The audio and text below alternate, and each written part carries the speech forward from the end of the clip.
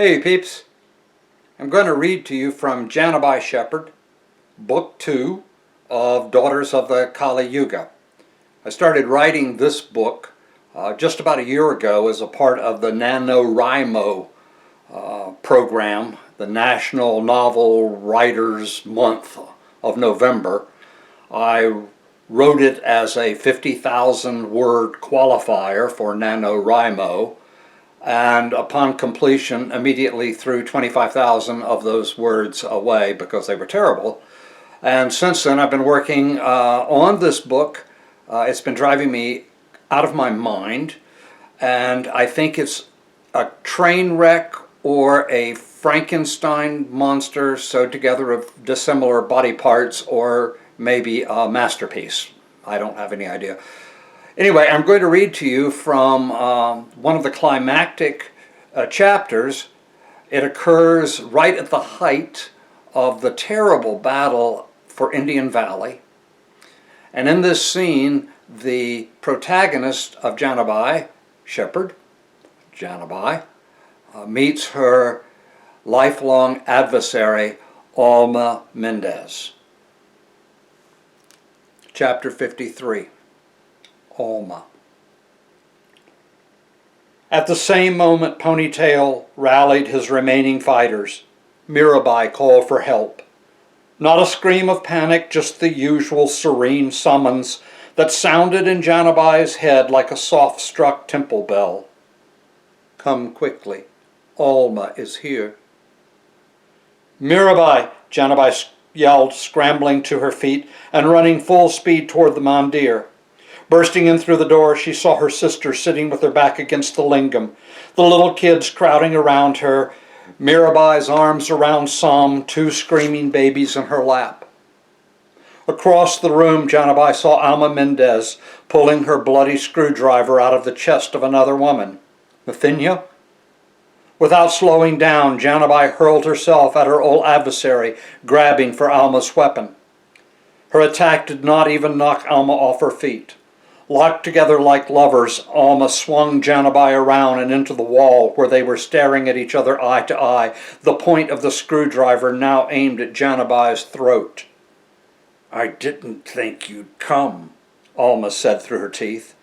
Leave my sister alone. Oh, I can't do that, you know. I promised my Kali man I'd bring him your fat piggy for dinner.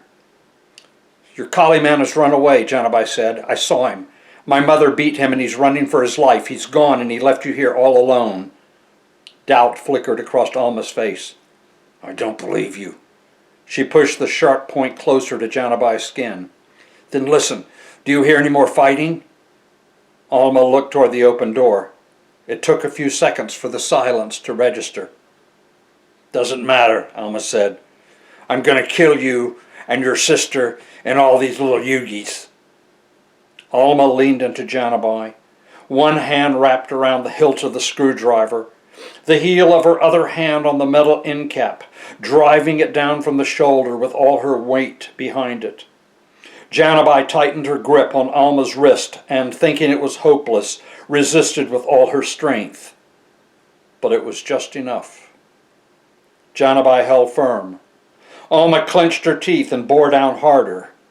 Still, Janabai held. Alma panted. The foul saliva from her rotting mouth dripped into Janabai's face. I'm going to kill you, Alma gasped. From across the room, or perhaps it was only in her mind, Janabai heard Mirabai singing, calling on Lord Shiva, praying for help. Shiva Shiva Shambho Shankara. Janabai felt a current of power course up from the base of her spine and into her arms. The children, huddled near Mirabai, picked up the chant. Hara Hara Hara Mahadevara. Alma clenched her teeth. Kali, Kali, Kali. Incrementally, pushing the screwdriver away from her throat, Janabai answered, Shiva, Shiva, Shiva. Her strength seemed irresistible. In desperation, Alma hooked Janabai's ankle with her own and toppled the two of them to the ground, their legs entwined and locked together, Alma on top, but just for an instant. Then Janabai flipped her over. Then Janabai was on top. Her fingers sank into Alma's wrist, calling the bigger woman to scream and loosen her grip on the screwdriver, just a little, but enough for Janabai to reverse the direction of the blade so that it was now pointing down toward Alma's throat. Janabai shoved down on the hilt, using her body weight as well as her newfound strength to bring the sharpened tip into the skin covering Alma's larynx. Alma's eyes opened wide in surprise. Then she smiled. Janabai paused. "You can't do it, can you?" Alma whispered. "Why didn't you just stay away?" Janabai whispered back. "Why didn't you just leave us alone?" "You were always weak, and you still are." "Don't make me do this." "You don't have the guts." "Please, Alma, stop." "Go on, prissy. Do it. Do it. Do it if you dare." "I don't want to." "I'll eat your sister while you watch."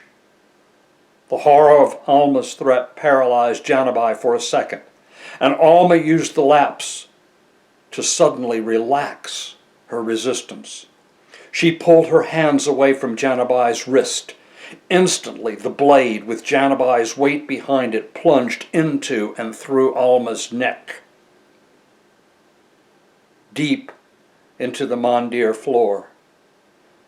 Janabai jerked her hands away from the screwdriver and fell backwards, scrambled a few feet away, her back to the wall, watched horrified as Alma dragged her body around in a circle with her heels, hands on the hilt of the screwdriver, head pinned to the floor. Mirabai and the children stopped chanting. The great meditation hall of Shivapuri was silent except for Alma's gasp for air.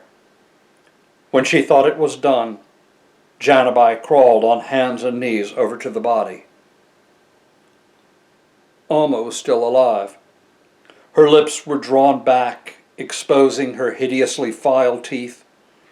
Crimson foam bubbled out of her throat, but her eyes were clear and calm, looking deep into Janabai's own.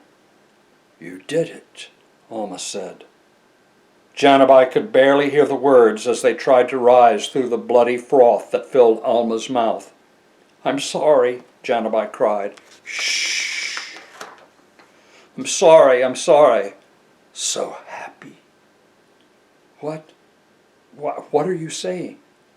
"Saying thank you. Pray, pray, pray." Alma closed her eyes. Janabai finished for her. "Prissy."